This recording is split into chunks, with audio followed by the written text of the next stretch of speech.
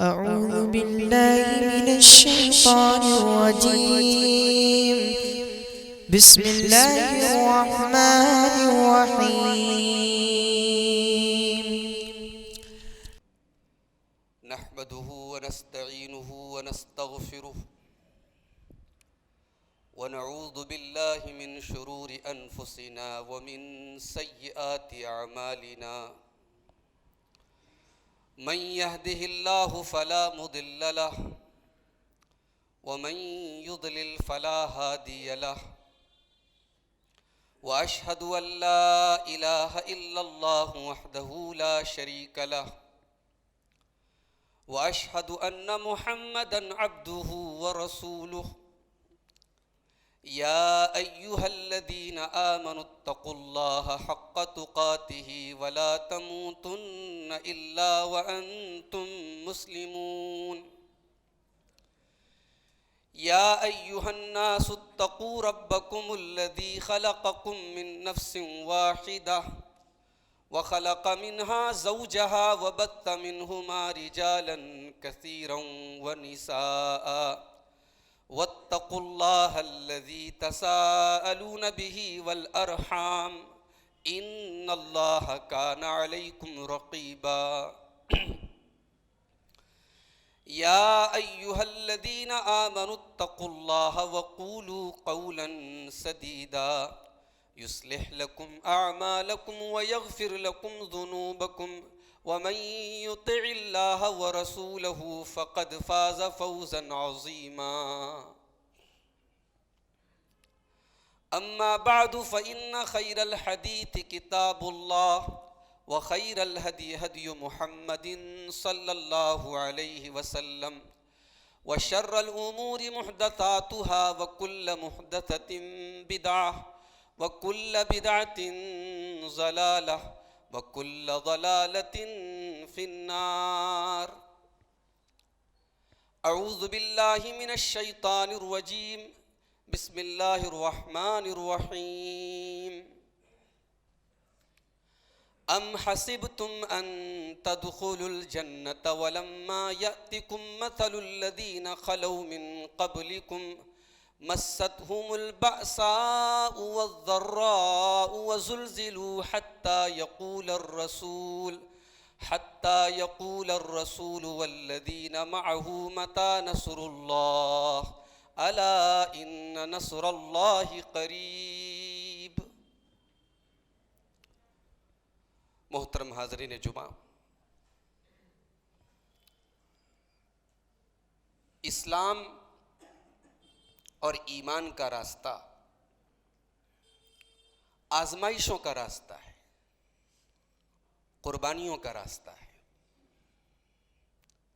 آپ اللہ کے دین پر چلیں، اسلام پر عمل کریں، ایمان کا راستہ اپنائیں اور آپ پر قربانیاں نہ آئیں، آپ پر آزمائشیں نہ آئیں، ایسا نہیں ہو سکتا.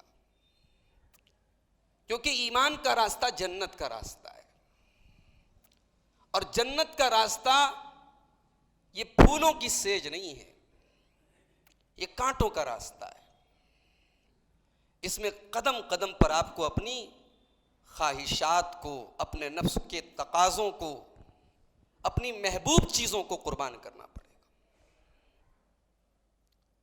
قرآن مجید کے دوسرے پارے کی ایک آیت میں نے آپ کے سامنے پڑھی. اللہ تعالیٰ نے اسی حقیقت کو اس آیت میں بیان کیا ہے. فرمایا کہ ام حسبتم ان تدخلوا الجنہ، مسلمانوں کیا تم نے یہ سمجھ لیا کہ تم جنت میں چلے جاؤ گے؟ وَلَمَّا يَأْتِكُمْ مَثَلُ الَّذِينَ خَلَوْا مِن قَبْلِكُمْ، حالانکہ ابھی تمہارے اوپر وہ پریشانیاں، وہ مصیبتیں، وہ تکلیفیں نہیں آئی ہیں جو تم سے پہلے کی امتوں پر آئی ہیں. مَسَّتْهُمُ الْبَأْسَاءُ وَالضَّرَّاءُ، تم سے پہلے کی امتوں پر بیماریاں آئیں، تکلیفیں آئیں، تنگ دستی آئی، پریشانیاں آئیں. وَزُلْزِلُوا، اور ان کو ہلا ڈالا گیا. اتنی تکلیفیں ان کے اوپر آئیں کہ ان کو ہلا دیا گیا. حتی یقول الرسول والذین معہ متی نصر اللہ. ایسے حالات آ گئے کہ رسول کی زبان سے بھی یہ نکل پڑا, ایمان والے بھی یہ کہہ پڑے متی نصر اللہ, اے اللہ تیری مدد کب آئے گی. الا ان نصر اللہ قریب. پھر اللہ تعالیٰ کی طرف سے ان کو اطمینان دلایا گیا کہ گھبراؤ نہیں, ایمان کے راستے پہ چل رہے ہو, تکلیفیں تو آئیں گی, اللہ کی مدد آنے والی ہے, اللہ کی مدد ان قریب آئے گی. آج پوری دنیا میں کبھی کبھی ہمیں ایسا لگتا نہیں ہے کہ ساری پریشانیاں ہم پر ہی کیوں, اہل ایمان ہی کیوں پریشان ہیں, اہل توحید ہی کے اوپر ساری بلائیں کیوں آ رہی ہیں, کیوں ہر جگہ ان کو ستایا جا رہا ہے. کہ ہم نے اللہ کے رسول کی وہ حدیثیں نہیں پڑھی ہیں جس میں آپ نے یہ فرمایا کہ سب سے زیادہ اللہ تعالیٰ اپنے نبیوں کو آزماتا ہے, اور پھر نبیوں کے بعد اپنے بندوں میں جو جتنا نیک بندہ ہوتا ہے اتنا زیادہ اس کو آزمایا جاتا ہے. چنانچہ ترمذی کی روایت ہے, حضرت سعد بن ابی وقاص رضی اللہ تعالیٰ عنہ اللہ کے رسول سے سوال کرتے ہیں ای الناس اشد بلاء, اے اللہ کے رسول سب سے زیادہ کس کی آزمائش ہوتی ہے, کس کا امتحان ہوتا ہے. اللہ کے نبی نے فرمایا الانبیاء, اللہ کے نبیوں کا ہوتا ہے. ثم الامثل فالامثل, پھر نبیوں کے بعد جو اللہ کا جتنا نیک بندہ ہوتا ہے اس کے اوپر اتنی زیادہ آزمائشیں آتی ہیں. اور آگے کے جملے ذرا غور سے سنیے گا. فَإِن كَانَ دِينُهُ صُلْبًا, اگر بندہ اپنے دین کے اندر سخت ہے, اگر بندہ اپنے دین کے اندر سخت ہے تو اللہ تبارک و تعالی جتنا زیادہ وہ اپنے دین میں مضبوط ہے ابتلاہ اللہ اتنا ہی زیادہ اللہ تعالیٰ اس کو آزماتا ہے. وَإِن كَانَ فِي دِينِهِ رِقَّةٌ, اور اگر بندے کے دین کے اندر نرمی ہے, لچک ہے, دین کے اندر نرمی ہے, دین کے اندر گنجائش ہے, اللہ کا معاملہ آ گیا, دین کا معاملہ آ گیا, گنجائش والا معاملہ وہ رکھ رہا ہے, تو اللہ کے نبی فرماتے ہیں ابتلی علی قدر اعمالہ, تو اس کی بھی آزمائش ہوتی ہے, جتنا جس کا دین ہوتا ہے, جس کا جتنا ایمان مضبوط ہوتا ہے اتنی اس کی زیادہ آزمائش ہوتی ہے. اور آگے اللہ کے رسول کہتے ہیں کہ کبھی کبھی ایسا ہوتا ہے کہ اتنی آزمائشیں بندے پر آتی ہیں حتی یترکہ یمشی علی الارض لیس علیہ خطیہ, کہ بندہ زمین پر چلتا ہے لیکن اس کے سارے گناہوں کو اللہ تعالیٰ ان آزمائشوں اور ان امتحانات کی وجہ سے معاف کر دیتا ہے, اس کے اوپر کوئی گناہ نہیں بچتا ہے, وہ آزمائشیں وہ پریشانیاں اس کے گناہوں کا کفارہ بن جاتی ہیں. حاضرین جمعہ, یہ جو تمہید میں نے آپ کے سامنے باندھی ہے, دراصل میں چاہتا ہوں کہ وہ واقعہ اور اس واقعے سے ہمیں اور آپ کو کیا سبق ملتا ہے اس کو آج کے اس خطبہ جمعہ میں ہم سمجھنے کی کوشش کریں. آئیے پہلے قرآن کی روشنی میں اس واقعے کو سمجھتے ہیں. اللہ فرماتا ہے قتل اصحاب الاخدود, کھندق والے مار ڈالے گئے, قتل کر دیے گئے.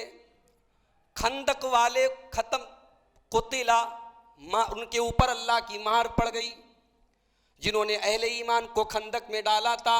انا گایا تھا اذ ہم علیہا قعود, اور وہ بیٹھ کر کے تماشا دیکھ رہے تھے, ان کے سامنے اہل ایمان کو جلایا جا رہا تھا.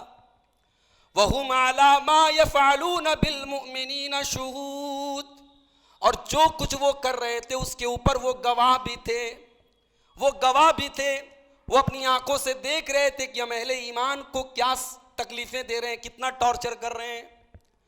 وَمَا نَقَمُوا مِنْهُمْ إِلَّا أَن يُؤْمِنُوا بِاللَّهِ الْعَزِيزِ الْحَمِيدِ, اور انہوں نے اہل ایمان کو صرف ایک بات کی سزا دی تھی, اہل ایمان کا کوئی قصور نہیں تھا, کوئی غلطی نہیں تھی, صرف ایک بات کی سزا انہوں نے دی تھی کہ وہ ایمان لے آئے تھے اللہ کے اوپر جو بڑا طاقت والا اور قابل تعریف ہے. الذی لہ ملک السماوات والارض, جس کے ہاتھ میں زمین و آسمان کی بادشاہت ہے. وہو علی کل شیء شہید, اور جو ہر چیز کے اوپر نگرانی کرنے والا ہے.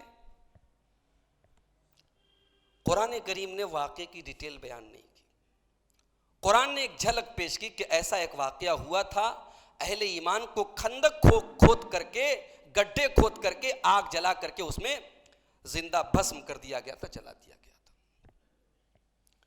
اب سوال پیدا ہوا کہ جن لوگوں نے اہل ایمان کو اتنی سخت سزا دی ان کا انجام کیا ہوا؟ ان کو دنیا میں کوئی سزا ملی کہ نہیں ملی؟ اللہ نے ان کی دنیا کی سزا کا ذکر نہیں کیا۔ دنیا کا کیا ہے بھائی؟ دنیا میں ایک اللہ کا بڑا ہی نافرمان اور مشرک اور کافر بندہ بھی عیش و آرام کی زندگی گزارتا ہے، اور اللہ کا موحد اور پکا مومن بندہ تکلیفوں، پریشانیوں اور بیماریوں میں پوری زندگی گزار دیتا ہے۔ اللہ کے کامیابی کا معیار دنیا نہیں ہے، اسی لیے اللہ نے ان کی آخرت کی سزا کا ذکر کیا۔ فرمایا ان الذین فتنوا المؤمنین والمؤمنات، جن لوگوں نے اہل ایمان کو آزمائش میں ڈالا، ان کو جلایا۔ ان الذین فتنوا المؤمنین والمؤمنات، انہوں نے ایمان والے مردوں کو بھی آزمائش میں ڈالا اور ایمان والی عورتوں کو بھی آزمائش میں ڈالا۔ ثم لم یتوبوا، اور پھر توبہ بھی نہیں کی، فلہم عذاب جہنم ولہم عذاب الحریق، ان کو جہنم میں ڈالا جائے گا اور ان کو خاص طور سے جہنم میں جلایا جائے۔ بھئی جہنم تو سب کو جلائے گی، مگر انہوں نے اہل ایمان کو جلایا تھا تو ان کا جلانا بھی الگ قسم کا جلانا ہوگا۔ ان کو اللہ تعالیٰ اسپیشلی خاص طور سے ان کو جلنے کا عذاب دے گا۔ دنیا کی آگ میں کوئی جل جائے، ابھی ہمارے ملک کے بڑے اہم فوج کے عہدے کے ذمہ داران کے ساتھ جو ہیلی کاپٹر کریش ہوا، جو حادثہ ہوا، لاشیں پہچانی نہیں جا رہی تھی۔ کئی گھنٹوں کے بعد حکومت کی طرف سے یہ تصدیق کی گئی کہ ہاں فلاں فلاں صاحب اس میں انتقال کر گئے۔ دنیا کی آگ میں کوئی جل جائے، لاشیں پہچاننا مشکل ہو جاتا ہے۔ دنیا کی آگ میں کوئی جل جائے، اس کی لاش کو کمزور دل اور دماغ کا آدمی دیکھ نہیں سکتا۔ میرے بھائیو، جہنم کی آگ کو کون سہن کرے گا؟ جہنم کی آگ جس کے بارے میں اللہ کے نبی کہتے ہیں فضلت علی النار ب69 جزءا، جہنم کی آگ دنیا کی آگ سے 69 گنا زیادہ خطرناک ہوگی۔ 69 ٹائم دنیا کی آگ جلے گی، تب ایک بار جہنم کی آگ جلے گی، اتنی خطرناک ہوگی۔ اللہ نے کہا کہ ان کو ہم سزا دیں گے، جہنم کی آگ میں جلائیں گے۔ اب آگے اہل ایمان کا ذکر کیا، ان الذین آمنوا وعملوا الصالحات، میرے جو بندے ایمان لائے اور انہوں نے نیک عمل کیا، لہم جنات تجری من تحتها الانہار، ان کو ہم اپنی جنتوں میں داخل کریں گے جن کے نیچے نہریں جاری ہوں گی۔ ذالک الفوز الکبیر، اور یہی سب سے بڑی کامیابی ہے۔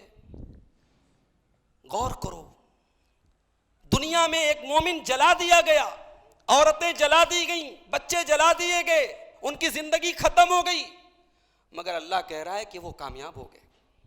ذالک الفوز الکبیر، کامیابی یہ ہے کہ انسان دنیا سے ایمان پر جائے۔ آج اگر کوئی ایمان چھوڑ دے، کوئی اسلام سے خارج ہو جائے، تو کیا نعوذ باللہ اسلام کو کوئی نقصان پہنچا سکتا ہے؟ کوئی مرتد ہو جائے، کوئی نعوذ باللہ نبی کی توہین کر دے، کوئی نعوذ باللہ قرآن پر سوال اٹھا دے، کوئی نعوذ باللہ صحابہ کو برا بھلا کہہ دے، تو کیا میرے نبی کی شان گھٹنے والی ہے؟ کیا نبی کے صحابہ کا مقام گھٹنے والا ہے؟ یا قرآن کی کے درجے اور قرآن کے مقام میں کوئی کمی آنے والی نہیں؟ میرے بھائی، جو انسان یہ راستہ اپنائے گا وہ خود ذلیل ہوگا۔ اور دنیا نے دیکھا ہے، 1400 سال پہلے بھی رسول اکرم کے پاس ایک آدمی آیا تھا، عیسائی تھا، اس نے کلمہ پڑھا، وہ اسلام لایا۔ اللہ کے نبی نے کہا تمہیں لکھنا پڑھنا آتا ہے؟ کہا کہ ہاں اللہ کے رسول لکھنا پڑھنا آتا ہے۔ نبی اکرم نے کہا ٹھیک ہے، آج سے تم قرآن کی آیتوں کو لکھو گے۔ 2-4 روز وہ اللہ کے رسول کے پاس رہا، اس کے بعد وہ مرتد ہو گیا، دوبارہ سے پھر سے عیسائی ہو گیا، نصرانی ہو گیا، اور اس نے اللہ کے رسول کے خلاف پروپیگنڈا کرنا شروع کیا کہ وما یدری محمد الا ما کتبت، ارے محمد کو تو اتنا ہی پتہ ہے جتنا میں نے لکھ کے ان کو دیا ہے۔ نبی نے کوئی جواب نہیں دیا، صحابہ نے اس کا کوئی جواب نہیں دیا، وہ بھونکتے بھونکتے مر گیا۔ اور جس دن وہ مرا، بخاری اور مسلم کے الفاظ ہیں، اس کے خاندان والے اس کو لے جا کر کے دفنا دیتے ہیں۔ رات کو دفناتے ہیں، صبح لاش قبر کے باہر پڑی ہوئی ہے. گھر والے آئے، دیکھا لاش باہر پڑی ہے. کہا کہ ھذا فعل محمد و اصحابہ، یہ ضرور محمد صلی اللہ علیہ وسلم اور ان کے ساتھیوں کا کام ہے. یہ بڑا برا بھلا کہتا تھا، ان لوگوں نے بدلہ لیا ہے، انتقام لیا ہے. دوبارہ اور گہرا گڈھا کھودا، پھر اس میں اس کو دفنایا. دوسرے دن پھر لاش باہر نکل آئی. تیسرے دن اور گہرا گڈھا کھودا، تیسرے دن پھر لاش باہر آئی. مجبور ہو کر کے انہوں نے اس کی لاش کو ایسے ہی پھینک دیا اور بہا دیا. اللہ اور اس کے رسول کے دائرے سے نکلنے والے کو زمین قبول نہیں کرتی ہے. ایسے لوگوں کا انجام یہ ہوتا ہے میرے بھائی. تو کامیابی یہ ہے کہ آدمی ایمان کے راستے پر جائے. تو یہ جو قرآن کی آیتیں ہیں سورہ بروج کی، ان آیتوں کی تفسیر میں ایک بڑا لمبا واقعہ ہے جسے امام مسلم رحمۃ اللہ علیہ نے صحیح مسلم میں نقل کیا ہے کتاب الزہد کے اندر، اور حدیث کے راوی ہیں حضرت صہیب رومی رضی اللہ تعالیٰ عنہ. میں چاہتا ہوں کہ آج کے خطبہ جمعہ میں آپ اس واقعے کو سنیں اور ذرا دیکھیں کہ اس واقعے سے ہمیں کون کون سے عبرت کے سبق ملتے ہیں اور عبرت کے پہلو ملتے ہیں. اللہ کے رسول فرماتے ہیں تم سے پہلے کی امتوں میں ایک بادشاہ رہتا تھا. اس بادشاہ کے دربار میں ایک بہت بڑا جادوگر تھا. جب اس جادوگر کے بڑھاپے کا ٹائم آ گیا، اسے یہ احساس ہوا کہ اب میں بوڑھا ہو رہا ہوں اور میرے جانے کے بعد یہ جادو کا علم میرے ساتھ چلا جائے گا.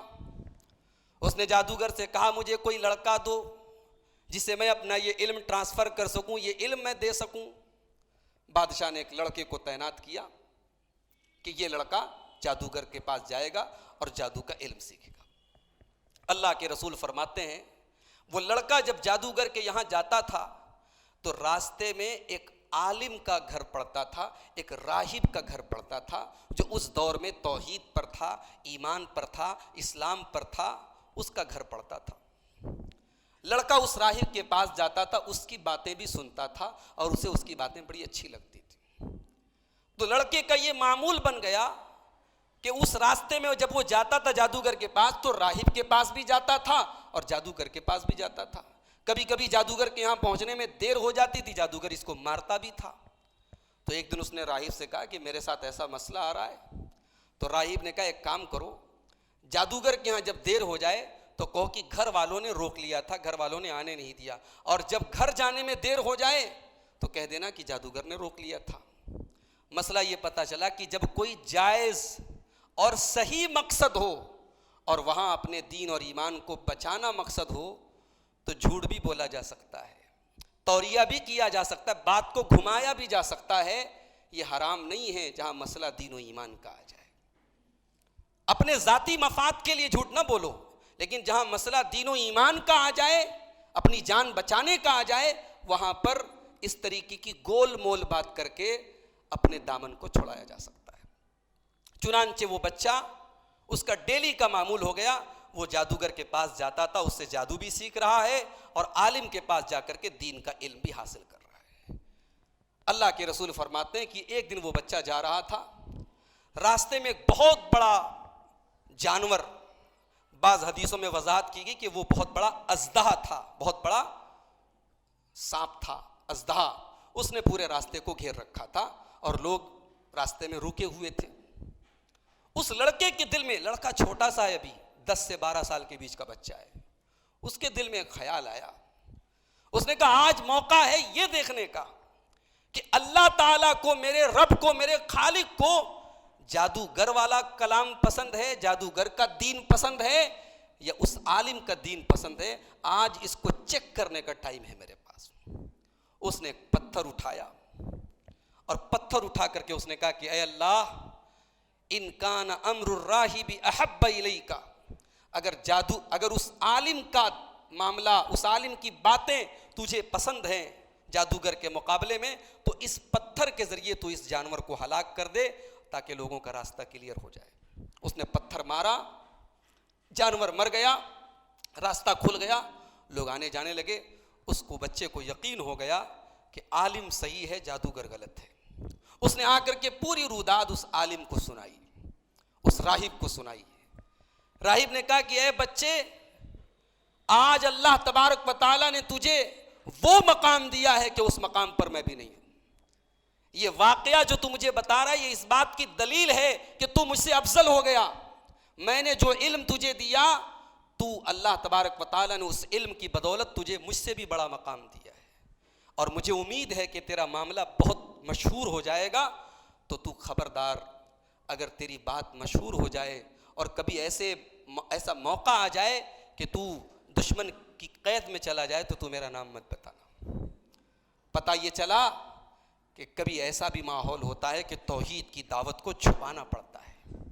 اصحاب کہف کا واقعہ ہمیں یہی سبق دیتا ہے کہ اگر اسلام اور ایمان پر اوپنلی عمل کرنا مشکل ہو جائے تو سیکریٹلی اور خفیہ طور پر بھی ایمان پر عمل کیا جا سکتا ہے. اللہ کے نبی کی سیرت ہمیں یہ سبق دیتی ہے. ایک بڑا دور ایسا بھی تھا جب صحابہ چھپ کر کے نماز پڑھتے تھے, اللہ کے نبی چھپ کر کے نماز پڑھتے تھے.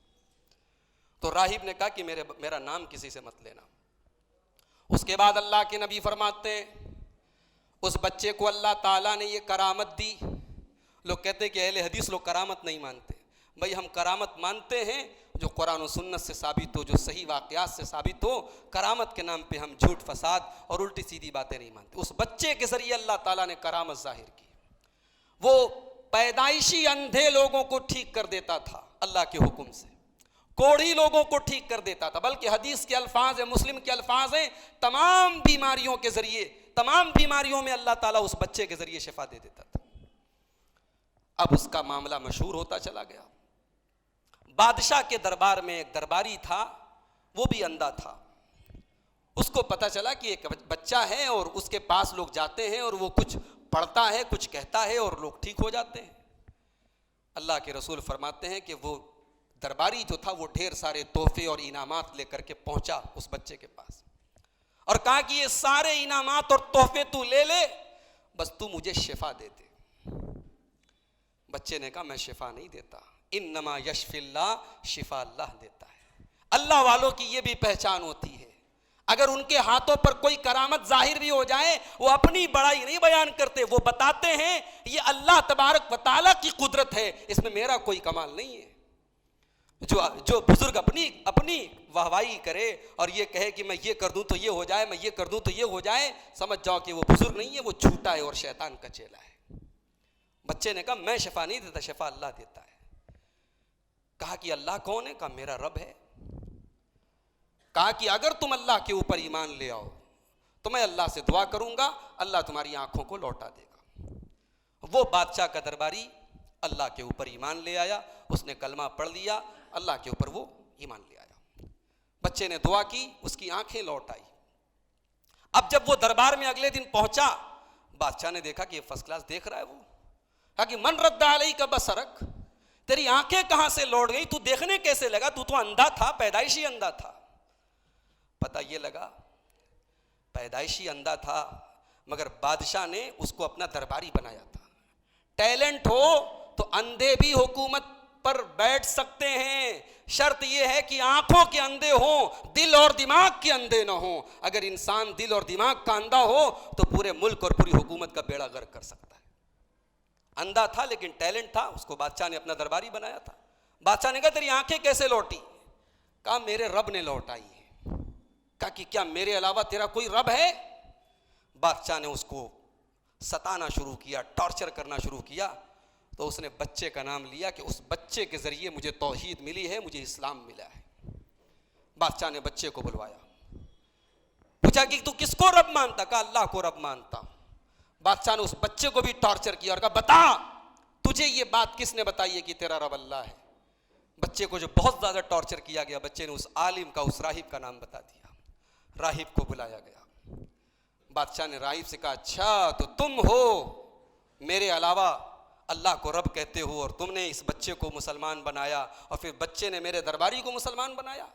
ارجع عن دینک, اپنے دین کو چھوڑ دے ورنہ میں تجھے ختم کر دوں گا. اس عالم نے کہا نہیں, میں اللہ کے دین کو, توحید کو نہیں چھوڑ سکتا. حدیث کے الفاظ ہیں, بادشاہ نے آری منگائی اور اس کے سر کے بیچوں بیچ آری رکھ کر کے اس کو 2 ٹکڑے کر دیا, اس کو 2 ٹکڑوں میں تقسیم کر دیا. پھر اس کے بعد بادشاہ نے اپنے درباری سے کہا تم کیا کہتے ہو؟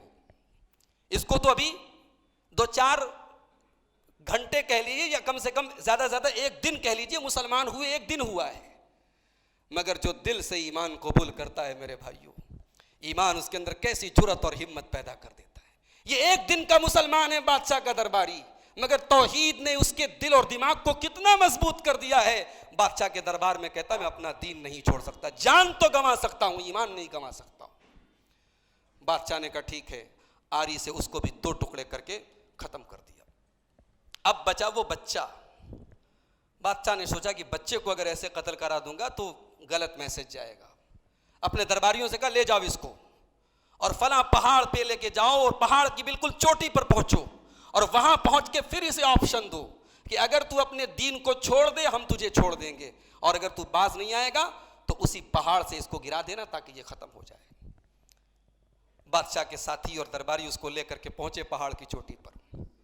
جب وہاں پہنچے تو بچے نے بس اپنی زبان سے ایک جملہ کہا، اللہم اکفنیہم بما شئت، اے اللہ تو ان کے لیے کافی ہو جا، تو میرے لیے کافی ہو جا، ان کے مقابلے میں تو جیسے چاہے ویسے تو ان کا کام تمام کر دے، بس میرے لیے تو کافی ہو جا، اللہم اکفنیہم بما شئت۔ بچے نے یہ دعا پڑھی، حدیث کے الفاظ ہیں، پہاڑ ہلنے لگا اور جتنے لوگ تھے بچے کو چھوڑ کے سب اس پہاڑ سے گر کر کے ختم ہو گئے۔ بچہ صحیح سلامت چل کر کے دربار میں واپس آیا۔ بادشاہ نے دیکھا ارے یہ تو زندہ ہے، کہا تیرے باقی ساتھی کہاں گئے؟ بچے نے کہا اللہ ان کے، میرے لیے اللہ ان کے مقابلے میں کافی ہو گیا۔ بادشاہ نے پھر دوسرے لوگوں کو بلایا، کہا لے جاؤ اس کو کشتی میں سوار کرو اور سمندر کے بیچ میں پہنچ کر کے اسے کہو اپنے دین سے باز آیا تو ٹھیک ہے، ورنہ اسی سمندر میں اس کو ڈبو ڈبو کر کے ختم کر دینا، اسی سمندر میں اسے پھینک دینا۔ کشتی میں لے کر کے پہنچے اور جب بیچوں بیچ پہنچے ہیں بچے نے وہی جملہ دہرایا، اللہم اکفنیہم بما شئت، اے اللہ تو میرے لیے کافی ہو جائے ان کے مقابلے میں۔ پانی کے اندر طوفان آیا، کشتی میں جتنے لوگ موجود تھے سب ڈوب کر کے مر گئے، بچہ صحیح سلامت بچ کر کے تیر کر کے آیا اور بادشاہ کے دربار میں کھڑا ہو گیا۔ بادشاہ نے اپنے پیشانی پر ہاتھ رکھا کہ یہ اس کو میں کیسے ختم کروں۔ بچے نے کہا اے بادشاہ سلامت، اب میں تمہیں بتاتا ہوں تم مجھے کیسے قتل کرو گے، کیسے ختم کرو گے۔ ایک بہت بڑے میدان میں آپ تمام عوام کو، پبلک کو، رعایا کو جمع کیجئے اور کمان میں تیر لگائیے اور مجھے ایک پیڑ کے اوپر باندھ دیجئے اور تیر کو یہ کہہ کر کے چلائیے بسم اللہ رب ھذا الغلام، اس بچے کے رب اللہ کے نام سے میں یہ تیر چلاتا ہوں، یہ کہہ کر کے تیر کو چھوڑ دیجئے اور اس تیر کے ذریعے میں ختم ہو جاؤں گا۔ بادشاہ نے ایسا ہی کیا۔ اس وقت جتنے لوگ موجود تھے وہاں سارے لوگوں کو اکٹھا کیا، بچے کو پیڑ میں باندھا گیا اور بسم اللہ رب ھذا الغلام کہہ کر کے تیر کو چلایا گیا اور تیر جا کر کے سیدھے بچے کو لگا اور بچہ انتقال کر گیا، بچے کی روح نکل گئی۔ لیکن یہ منظر وہاں پر جتنی پبلک بیٹھی تھی انہوں نے جب یہ دیکھا کہ اس بچے کو قتل کرنے کی کئی کوششیں کی گئی مگر بچہ نہیں قتل ہوا، اور جب اللہ کا نام لے کر کے بچے کو مارا گیا ہے بچہ قتل ہوا، ساری پبلک نے بیک زبان کہا آمنا برب الغلام، آمنا برب الغلام، ہم اس بچے کے رب کے اوپر ایمان لے آئے۔ بچے نے ہمیں اور آپ کو ایک سبق دیا، بچے نے ہمیں اور آپ کو ایک سبق دیا کہ اگر اپنی زندگی داؤں پہ لگا کے ہزاروں لوگوں کے ایمان لانے کی اور ہدایت پر آنے کی توقع ہو تو ہزاروں لوگوں کے ایمان کے مقابلے میں میری جان کی کوئی ویلیو نہیں ہے۔ بچے نے اپنی جان قربان کر دی لیکن ہزاروں لوگوں کو جہنم سے بچا لیا، ہزاروں لوگوں کو شرک سے بچا لیا، ہزاروں لوگوں کو کفر سے بچا لیا۔ سارے لوگ ایمان لے آئے۔ اب بادشاہ نے ظلم کی ایک نئی تاریخ لکھی، اس نے کہا کھندق کھودی جائے۔ کھندقیں کھودی گئیں، سڑکوں کے اوپر گڈھے گہرے گہرے گڈھے کھودے گئے اور خطرناک قسم کی آگ جلائی گئی، اور بادشاہ نے کہا کہ ان کو چانس دو، اگر یہ اپنے دین سے پھرتے ہیں، توحید سے پھرتے ہیں تو ٹھیک ہے، ورنہ ایک ایک کر کے اس جلتی ہوئی آگ میں ان سب کو جلا دو۔ اور صحیح مسلم کتاب الزہد کے الفاظ ہیں، ایک ایک کر کے اس وہاں جتنے اہل ایمان تھے سب کو جلا ڈالا گیا۔ آخر میں ایک عورت اور اس کا معصوم بچہ تھا، فتقاعست، اس ماں نے اپنے معصوم بچے کے منہ کو دیکھا، اس آگ میں جانے سے وہ جھجکنے لگی۔ اللہ نے اس معصوم بچے کو زبان دی، قوت گویائی دی، اور وہ بچہ اپنی ماں کی گود سے بولا یا امہ اصبری فإنک علی الحق، اے ماں تو صبر کر، تو حق پر ہے، تو اس آگ کی تکلیف کو برداشت کر لے، تو اس آگ میں چلی جا، تو صبر سے کام لے، تو حق پر ہے۔ ماں نے بچے کا یہ جملہ سنا اور ماں بچے کے ساتھ اس آگ میں کود گئی۔ یہ وہ واقعہ تھا۔ مفسرین کہتے ہیں یہی وہ لوگ تھے جن کو خندقوں میں جلایا گیا، اور انہی کے واقعے کی طرف قرآن میں اللہ تعالیٰ نے اشارہ کیا، قتل اصحاب الاخدود، مار دیے گئے، اللہ کی مار پڑی ان کے اوپر جنہوں نے ان کو خندق میں ڈالا ہے۔ سوال یہ پیدا ہوتا ہے، خندق میں مرنے والے تو مسلمان تھے، خندق میں مرنے والے تو اہل توحید تھے، مگر اللہ تعالیٰ یہ کیوں کہہ رہا ہے کہ مارے گئے وہ لوگ جنہوں نے ان کو خندق میں ڈالا ہے؟ یہاں اللہ تعالیٰ نے ہمیں اور آپ کو یہی پیغام دیا ہے کہ اگر دنیا میں اپنے ایمان اور اپنی توحید کو بچانے کے لیے کوئی مومن قتل بھی ہو جائے اور اپنی جان بھی وہ قربان کر دے تو وہ گھاٹے میں نہیں ہے، گھاٹے میں وہ ہے جو اہل ایمان کو یہ تکلیف دے، فائدے میں وہ ہے جو ایمان اور توحید پر دنیا سے جائے۔ یہ پورا واقعہ ایک لمبا واقعہ ہے، اور اس میں میرے بھائیوں ہمیں اور آپ کو یہ سبق ملتا ہے کہ اللہ تعالیٰ کے دین اور ایمان پر چلنے میں اگر کبھی ایسے بھی حالات پیدا ہو جائیں کہ اپنی جان بھی قربان کرنی پڑ جائے تو ہمیں اپنے ایمان کو پہلے ترجیح دینا چاہیے اور اپنے ایمان کو بچانے کی کوشش کرنی چاہیے۔ آئیے ہم اللہ سے دعا کریں، رب العالمین ہم سب کو دین و ایمان کی قدر و قیمت کو سمجھنے کی توفیق عطا فرمائے۔ رب العالمین ہمیں توحید کی جو نعمت اللہ نے ہمیں دی ہے، آج کروڑوں دنیا کے انسانوں کے پاس یہ دولت نہیں ہے میرے بھائی جو دولت ہمیں ملی ہے۔ ہم غریب ہیں، مزدور ہیں، 2 وقت کی روٹی مشکل سے کھاتے ہیں، مگر اگر ہمارے پاس توحید کی دولت ہے، اللہ کی قسم ہم سے بڑا مالدار کوئی نہیں ہے، ہم سے زیادہ فائدے میں کوئی نہیں ہے، اور ہم بڑی بڑی بلڈنگوں میں داد عیش دیں، لیکن اگر ہم اللہ کی توحید ہمارے پاس نہیں ہے، دین نہیں ہے، ایمان نہیں ہے، تو ہم سے زیادہ گھاٹے میں کوئی نہیں ہے۔ اللہ اس نعمت کی ہم سب کو قدر کرنے کی توفیق عطا فرمائے۔ اللہ تعالیٰ تمام اہل ایمان کے جان و مال کی عزت و آبرو کی حفاظت فرمائے۔ اللہ ہمارے ملک کی حفاظت فرمائے، ملک کے امن اور چین اور سکون کی حفاظت فرمائے۔ جاتے جاتے آپ سے ایک اپیل کرنا ہے، ہمارے ساتھ بنارس سے کچھ بھائی آئے ہیں۔ بنارس کے قریب میں ایک جگہ پڑتی ہے مغل سرائے، بہت مشہور جگہ ہے، بڑی مرکزی جگہ ہے۔ مغل سرائے میں اب تک جماعت اہل حدیث کے افراد نہیں تھے، اب وہاں اللہ کے فضل و کرم سے 10-12 افراد جڑے ہیں جماعت سے، اور وہاں ایک مسجد کی بڑی سخت ضرورت تھی۔ الحمدللہ وہاں ایک زمین بڑی مناسب، ریلوے اسٹیشن سے بہت قریب میں 1800 اسکوائر فٹ کی ایک زمین ان لوگوں نے لینے کا معاملہ طے کیا ہے۔ 6 مہینے کا سٹا ہوا ہے اور تقریباً 40 لاکھ روپے کی وہ زمین ہے۔ ان لوگوں نے محنت کر کے ابھی تک 4-5 لاکھ روپے اکٹھا کیے، اور چونکہ بیچارے سب نئے لوگ ہیں اور ان کی اتنی جماعت میں جان پہچان بھی نہیں ہے، بنارس میں بھی یہ لوگ آئے تھے، ہم سے جو ممکن ہو رہا ہے ہم تعاون کر رہے ہیں۔ میں جانتا ہوں آپ میں سے بہت سارے لوگوں کو اللہ نے بہت نوازا ہے، یہ اللہ کے گھر کا معاملہ ہے اور مسجد کی زمین کا معاملہ ہے۔ اس میں آپ نے جو بھی تعاون کیا انشاءاللہ جب تک وہ زمین رہے گی، وہ مسجد رہے گی، اس کا اجر و ثواب آپ کو ملتا رہے گا۔ میری آپ سے اپیل ہے، وہ لوگ ابھی جمعہ کے بعد باہر آپ کو ملیں گے، آپ کو جو اللہ تعالیٰ توفیق دے آپ ان کو اس مسجد کی زمین کے لیے تعاون کرتے جائیں، اور اگر بعد میں آپ کرنا چاہیں، میں ابھی شام تک مولانا اقبال صاحب کے یہاں ہوں، شام تک بھی آپ اس مسجد کے لیے جو بھی تعاون کر سکے اپنی ماؤں بہنوں سے بھی کہوں گا اس میں ضرور تعاون کریں، جتنی جس کی جو بھی استطاعت ہو، تاکہ اس مسجد کی زمین میں آپ کی بھی شرکت ہو جائے، آپ بھی حصے دار بن جائیں، اور اللہ تعالیٰ آپ کو اس کا بہترین اجر نوازے۔ اللہ تعالیٰ سے دعا ہے رب العالمین ہم سب کو نیکی کے کاموں میں بڑھ چڑھ کر کے حصہ لینے کی توفیق عطا فرمائے۔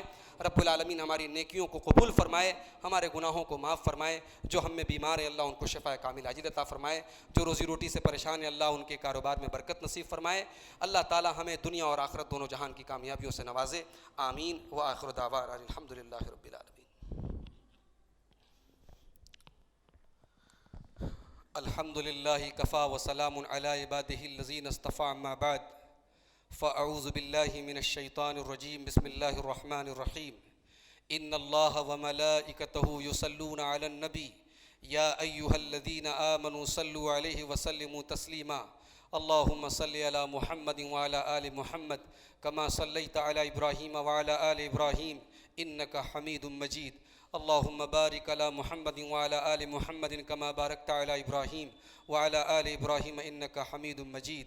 اللہم اعز الاسلام والمسلمین واذل الشرک والمشرکین ودمر اعداء الدین برحمتک یا ارحم الراحمین۔ ان اللہ یأمر بالعدل والإحسان وإیتاء ذی القربى وینہی عن الفحشاء والمنکر والبغی یعظکم لعلکم تذکرون۔ اذکروا اللہ یذکرکم وادعوہ یستجب لکم ولذکر اللہ اتم وعلی واجل واکبر۔